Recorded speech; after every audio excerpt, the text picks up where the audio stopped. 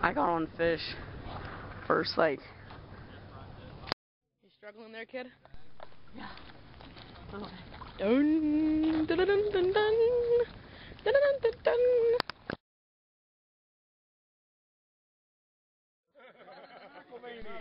Yeah. Captain Ross Mitchell gonna wait for big fish first. All right. And that will be big bass so far for Seminole. He's guiding next weekend if anyone wants to come out. We're gonna guess, Hector. What do you guess? 4.47. All right. What did I tell you? Oh yeah. I told you it was 4.5. 5 fish, 5 alive. 12 pounds. 12 pounds. 12 pounds. 12 pounds. 12 pounds. 12 pounds. 12 pounds. 12. 12. I'm telling you, 12. 12. 12. 12. 12. Never mind. 12. 10. 11. 11.8. Told you. Great cow. Wow. Get them boys back in the water. Come on, Mark. Hang on. Wait a minute. We got one more coming. In Orange County, they grow. What you want?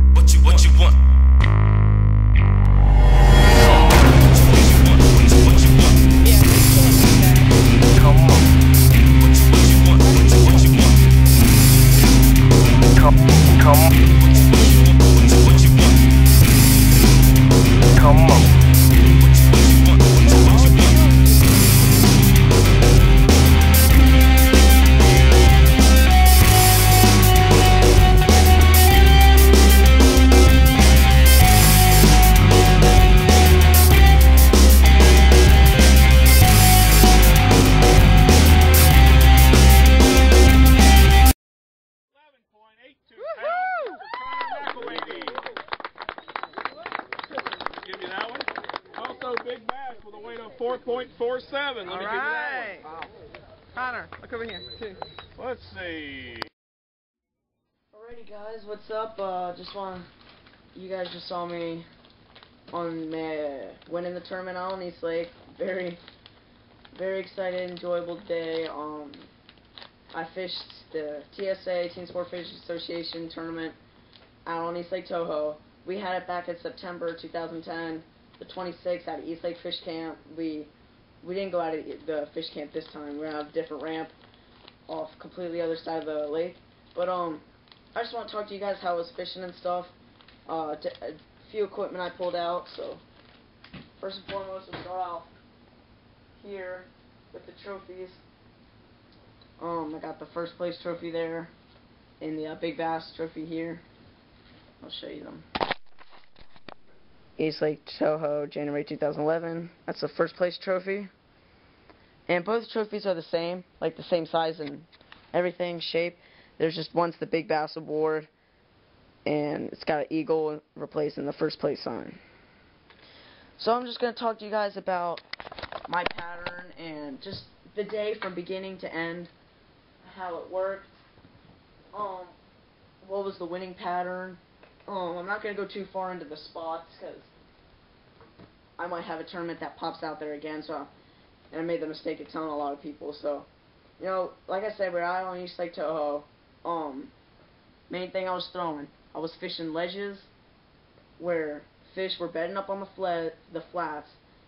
Beginning of the day from launch, it was 37 degrees, freezing cold weather. 37 degrees right before launch. When we launched, it was about 6:55 official time. I got to my first spot about 7:03, and it was about 44. I was freezing cold. I had 2 jackets on, 2 pairs of pants, long johns, 2 pairs of socks, and a cover-up, which I'll show if I have time. And you know, I was really confused when I was throwing. I knew I wouldn't be hitting on fish till that sun came up and warmed the water.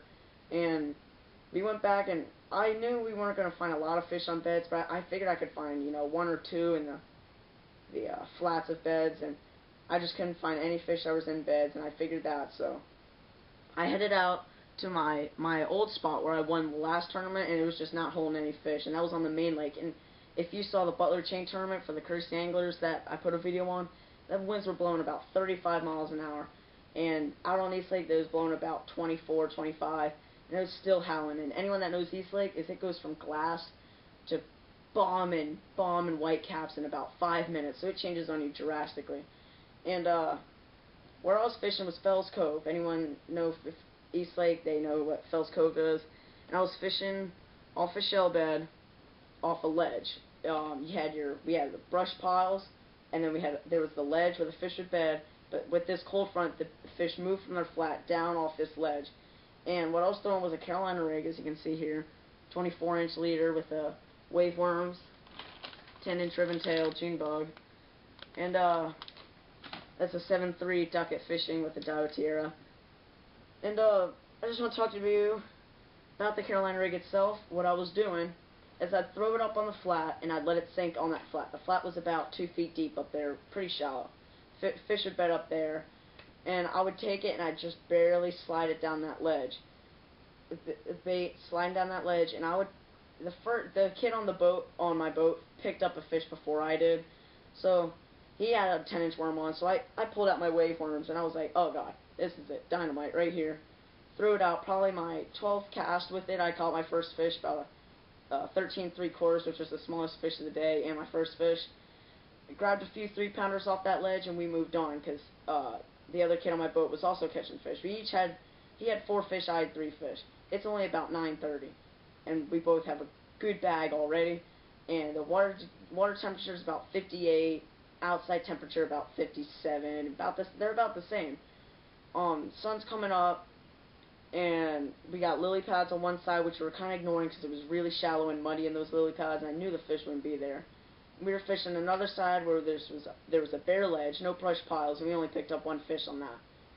I moved to this one where we found brush piles that people would actually set up, and it would roll to about a 4-foot roll. That's where I picked up my big bass of the tournament, my 5-pounder. I threw this thing up in the brush piles. I drug it through, let it go down that 4-foot hump, that 4-foot roll hump, and he just absolutely slammed it. I was sliding and I could feel him just grab it. I was like, wham! I fought that thing for like 5 minutes. He was a toad, hooked right in the bottom lip. So that was my 4th fish, and then I went back to my original ledge. This is around 11 o'clock now. I went back to my ledge, and I was able to pick up 2 more fish. Called off one of my 12-inch fish, called him off, and put in a 14-inch. That really helped me. You know, I got 2 3s in there, 2, my 4, and that 14-inch fish.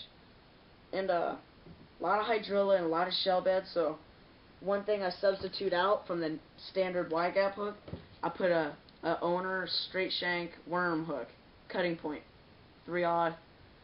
People walk past this hook every day, and I took my wave worm, ribbon-tail worm, and what you do is go into the worm. You want to go relatively deeper. You're just going to slide it up like you would any wide gap, cover the eye, and then you take it and push the worm onto the hook, opposed to taking the hook and putting it on the worm. You slide that worm, and you barely put that tip.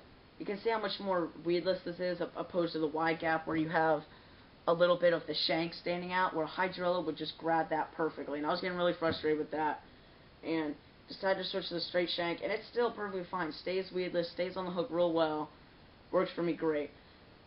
Around 11:30, really started to slow. I had my limit, really excited for the weigh-in, and that was that. So main structures I was fishing was brush piles to humps, and really deep ledges where it was about 12 to 18 feet. And I probably picked up my fish mainly about the 14 to 15 foot mark on those ledges and stuff. Awesome tournament. Like I said, weighed in 11.82 pounds, 12 pounds, obviously weighed or rounded. Big bass of the tournament, 5 pounds. Awesome day, fun day. So, you know, if you got any questions, let me know. The state tournament is like our big event. It's like it's like the Bassmaster Classic. I qualify right now for Orange County and TSA to fish in the state tournament. So, I hope I do good in that state tournament. It's out on the St. Johns River. Last year was on East Lake, so I wish this year was on East Lake, but it's not. Not gonna argue about that. But You know, East Lake, it's my favorite lake. Got a ton of spots out there. Love the lake itself. You know, if you have any questions on it, hit me up. You can also watch the Cursed Anglers Butler Chain Tournament I was out at.